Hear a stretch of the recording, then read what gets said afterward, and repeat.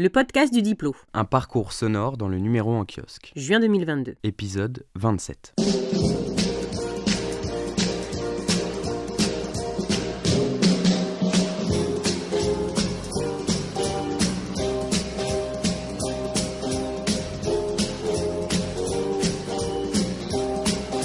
Dans cet épisode, Terre et capitale fossile, autour du dossier géopolitique de l'énergie, où il est également question de la filière électronucléaire, colère jaune, or vert et bruit blanc.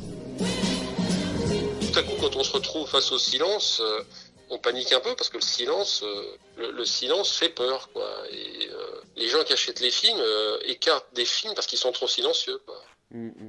Alors qu'en fait, le silence, c'est drôlement intéressant dans le sens où ça n'existe pas, en fait. On s'arrête. On réfléchit. Et on conspire. Mais qu'est-ce que vous leur faites de la liberté ? Contre la planète, bien sûr. Le 25 mai dernier, les actionnaires de Total Energy étaient empêchés de rejoindre leur assemblée générale par plusieurs ONG. Vous dégagez ! Vous dégagez ! Tu ne comprends rien ! C'est vos petits-enfants qui vont être contents quand ils vont voir cette vidéo. Eh ben, je suis trop content parce que mes petits-enfants ils travaillent dans le pétrole, connard. La face cachée des sommets de la Terre. Aurélien Bernier, en une du journal, se souvient du premier de ces sommets, il y a un demi-siècle, dans la capitale suédoise. En ce début du mois de juin, alors que les températures atteignent des records en Inde et au Pakistan, le mercure y a flirté avec les 50 degrés pendant plusieurs jours, les Nations Unies organisent une nouvelle édition dans cette même ville. Stockholm, plus 50. Plus 50 ans perdus pour engager la lutte contre le changement climatique depuis le sommet pionnier de 1972. I declare open the United Nations Conference on the Human Environment.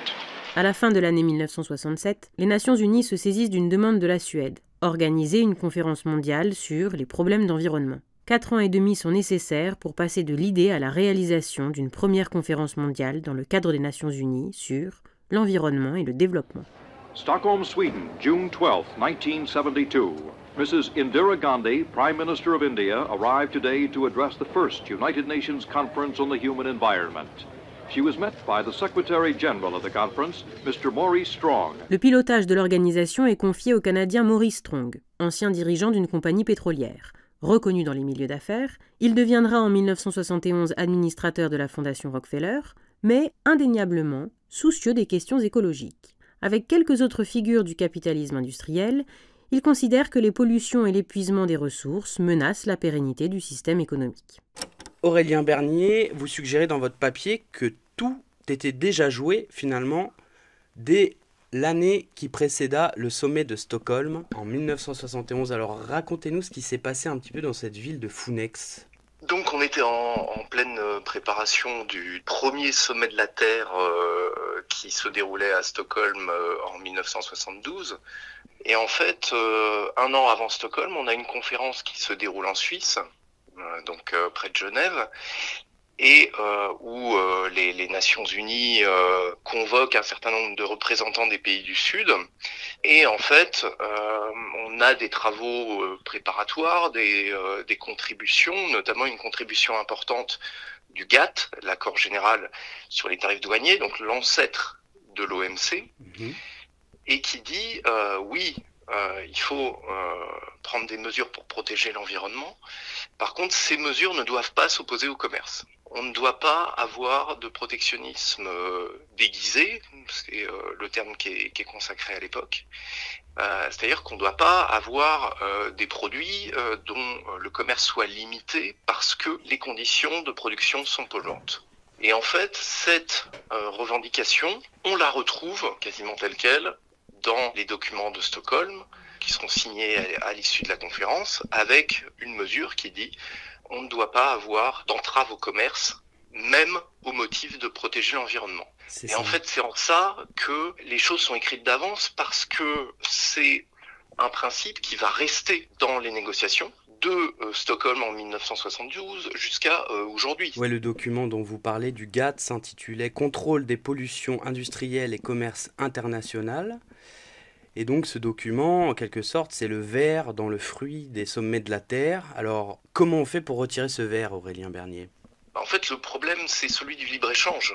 C'est-à-dire qu'à partir du moment où on consacre le droit des marchandises et des capitaux de circuler librement, évidemment, l'environnement passe après. Et donc, les États ne peuvent pas réguler les flux de marchandises et de capitaux, y compris pour des raisons environnementales. Et donc, il faut faire passer les questions environnementales avant le libre-échange, c'est-à-dire qu'il faut permettre aux États de réguler les mouvements de marchandises et de capitaux en fonction de critères environnementaux et bien sûr aussi en fonction de critères sociaux, puisque les deux vont ensemble.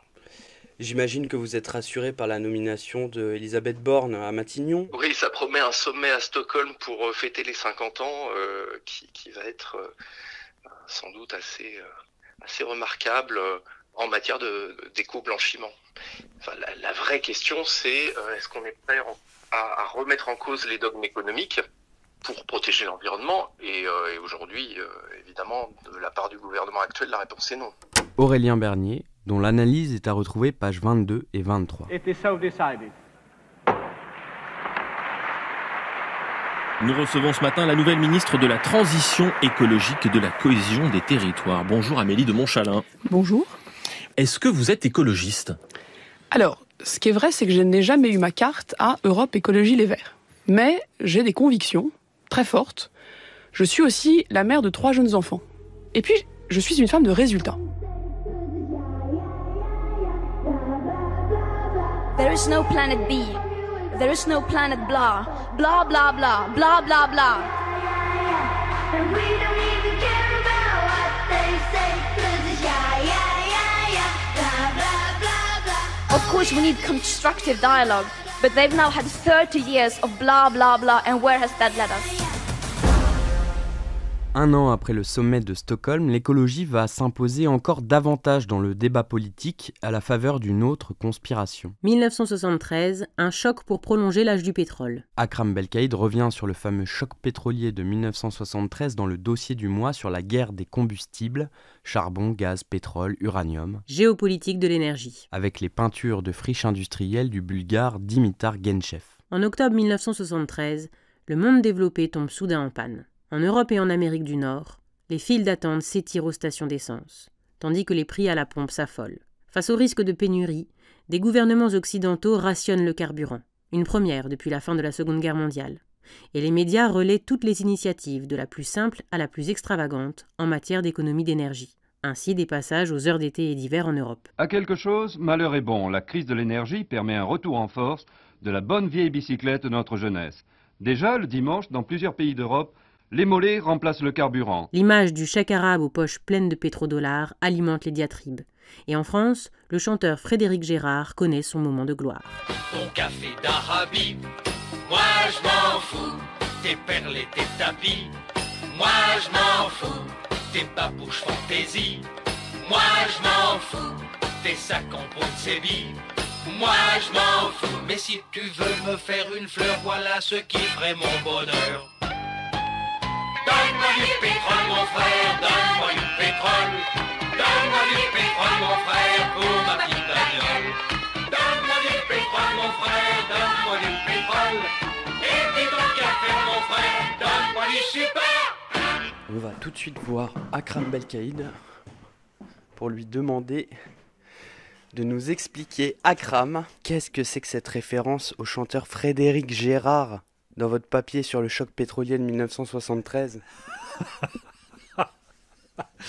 Non, mais il faut des références culturelles dans les articles. C'est important, c'est la transmission. Et parfois, les souvenirs d'enfance aident à rédiger un article. C'est une chanson qui est sortie en plein choc pétrolier et qui a eu son moment de gloire. Oui, elle passait sur les radios, elle passait sur les télévisions françaises. Et elle dit bien une époque, c'est-à-dire au moment où les gens ont pointé un doigt accusateur en direction des pays arabes, notamment les cheikhs du pétrole, jugés responsables de la crise et donc du fait que du jour au lendemain, le prix de l'essence a été multiplié par 2, que le baril est passé de pas grand-chose à 14 voire à $18. Voilà, c'est un peu cette époque. Oui, ce que vous montrez dans votre papier, c'est que les pays arabes ont été pointés du doigt, mais que Washington, comme souvent, était un petit peu à la manœuvre. Oui, c'est un mouvement structurel. Alors ça fait, bien entendu, les gens vont dire, voilà, on tape encore sur les Américains responsables du complot. En réalité, la hausse du pétrole, tout le monde avait à y gagner, en tout cas tout le monde, pas les consommateurs, mais les États-Unis, cela faisait plusieurs années qu'ils réclamaient des pays producteurs une augmentation sensible, appréciable du prix du baril. Pourquoi ? Tout simplement parce qu'il fallait que le prix du pétrole soit plus élevé pour que ça motive les investissements pour découvrir du pétrole là où ça coûtait plus cher de le produire, notamment ce qu'on appelle l'offshore, c'est-à-dire en haute mer ou au nord du Canada ou en Alaska. Sans le choc pétrolier, la mer du Nord, par exemple, certains gisements de mer du Nord n'auraient jamais pu être exploités.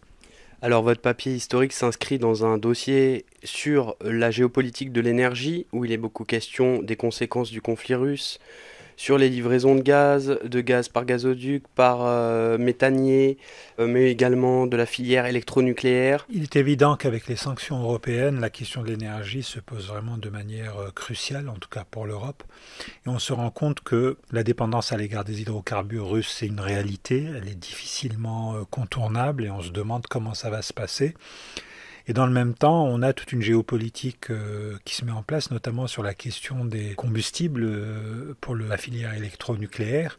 Et là, on se rend compte aussi que la question du traitement des déchets, en tout cas de ce qu'on appelle l'aval, eh bien, encore une fois, là aussi, les Russes sont des acteurs de poids. Donc, ça laisse songeur quant à la suite de ce conflit et sur l'idée qu'on peut imposer des sanctions totales à l'égard de la Russie, ça paraît peu probable. Un spectre hante l'Europe, celui de la panne sèche.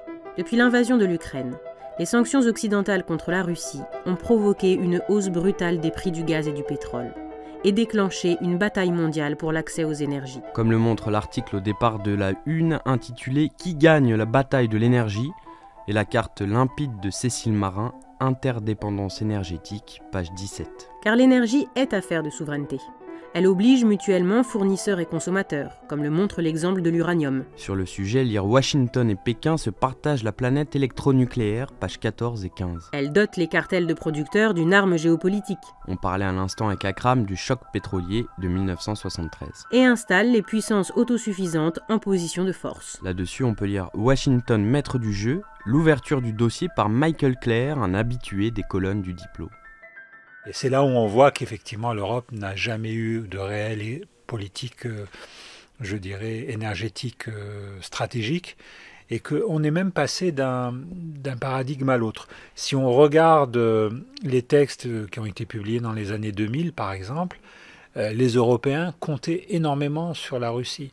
C'est-à-dire que la Russie était devenue un acteur de poids, c'était l'acteur qui allait permettre à l'Europe de s'en sortir, de ne plus dépendre du Moyen-Orient, du Proche-Orient et des pays du Golfe. Notamment l'Allemagne avec les gazoducs Nord Stream 1 et 2. Ah mais complètement, donc, c'était vraiment dans les préambules des notes de recherche, etc. La Russie était présentée comme un fournisseur stable, d'avenir, etc.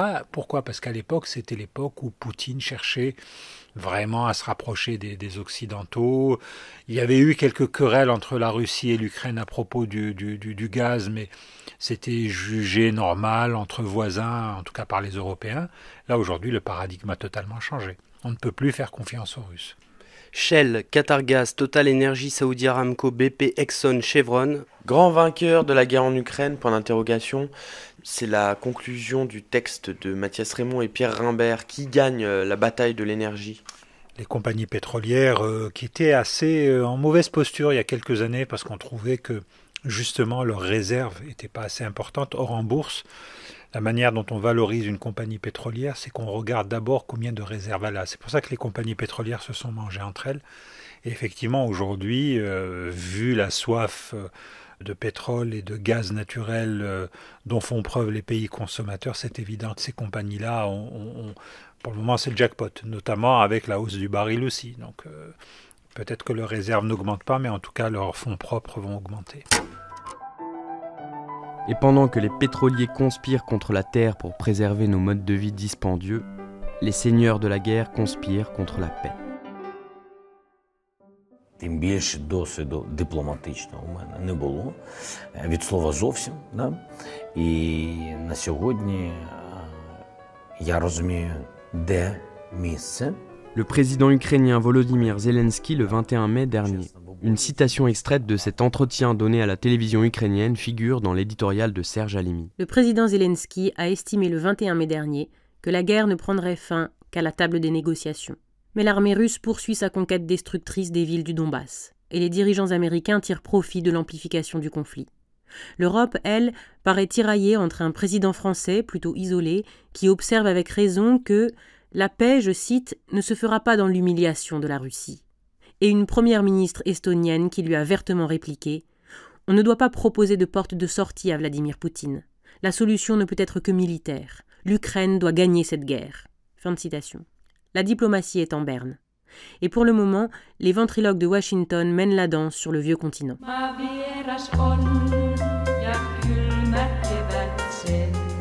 Y compris tout au nord de l'Europe, qui incarnait pourtant jusqu'à récemment une troisième voie, un pont, un idéal, l'idéal nordique.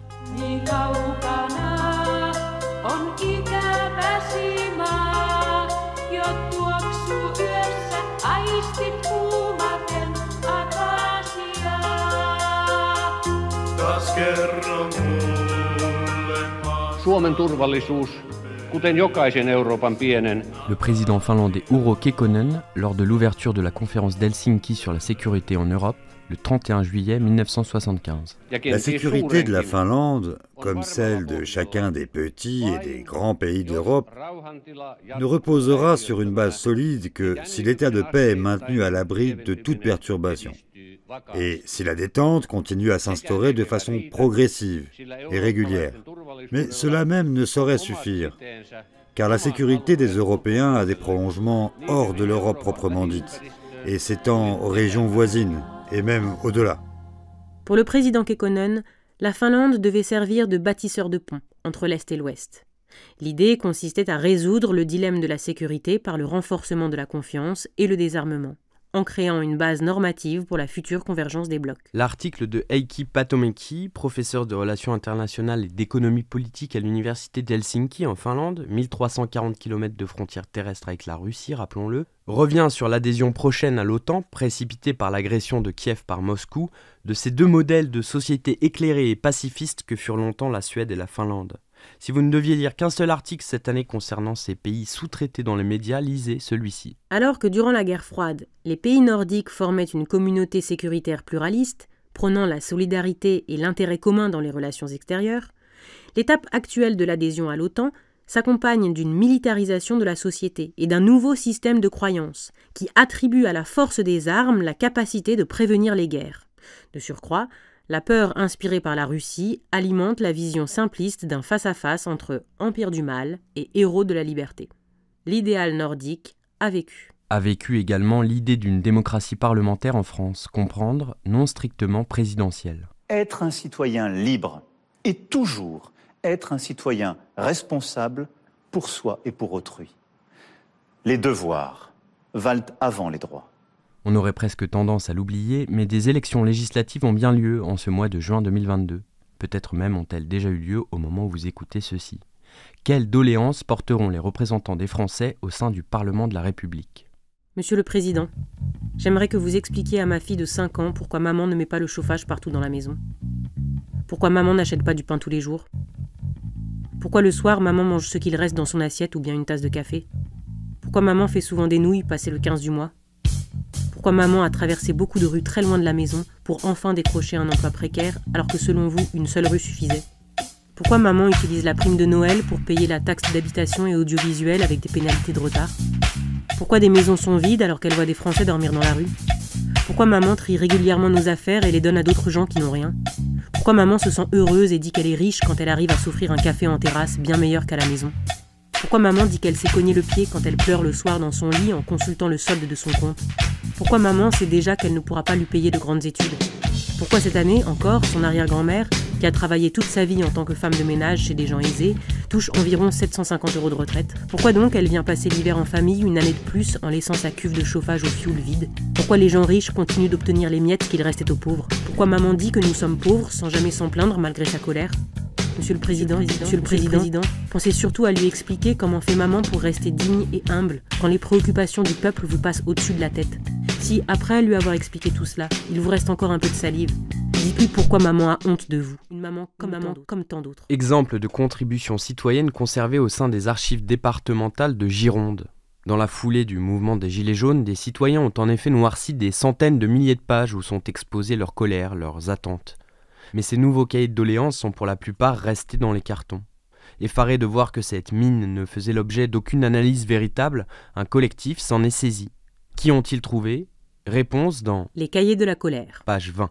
Et maintenant... On veut de nouveaux sons, de nouveaux sons, de nouveaux sons. À bon entendeur. Page 27, le journaliste Pascal Corazza s'intéresse aux parents pauvres de la création cinématographique, le son. Le cinéma est obsédé par l'image et la musique, explique-t-il, et redoute le silence. Pourtant, des réalisateurs d'envergure ont compris l'importance du travail sur les intonations dans les dialogues, les bruits et les ambiances. Pour eux, le son d'un film se pense en amont. Comme disait Robert Bresson à Jean-Luc Godard, l'œil est paresseux, l'oreille, au contraire, invente.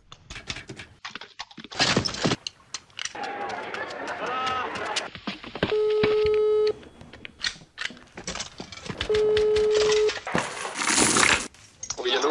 Allô, monsieur Corazza, bonjour, c'est Thibaut Henneton, du Monde Diplôme.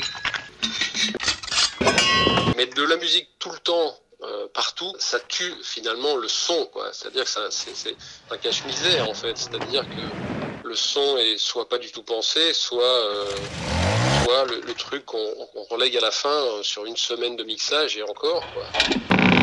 Je crois qu'en fait, ça devient intéressant, le son, quand on commence à y prêter attention. Alors qu'en fait, il est tout le temps là, quoi. Et on n'y fait pas gaffe, quoi. On n'y prête pas attention, quoi. Les chiens ne communiquent pas, ils communiquent. J'ai essayé de joindre Godard. Ouais. Une espèce de bouteille à la mer, comme ça. Donc j'avais fait 3 minutes de son avec des bouts de son d'Orson Welles, enfin des gens qui ont marqué le... Ouais, je peux vous l'envoyer si ça vous intéresse.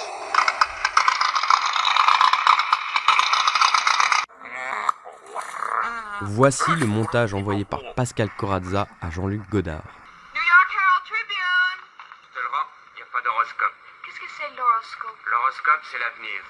En tout cas, le metteur en scène ne doit pas parler. Sans cesse à communiquer, je veux dire à comprendre, à aimer, à me faire aimer, et que chaque échec me fait éprouver ma solitude. Ainsi s'achève le podcast du Monde diplomatique de juin 2022. Répondu ou pas? Vous aviez fait aussi une Absolument pas, il n'a pas répondu. Le podcast du Diplo, Marine Béard, Thibaut Henneton, réalisation Maya Bocquet, doublage Vladimir Cagnolari. Merci à Anna Cousino et à Mika Ronco pour leur aide précieuse. Prochain épisode dès que possible et d'ici là, soutenez notre mensuel. Abonnez-vous. Rendez-vous en kiosque. Les chiens ne communiquent pas.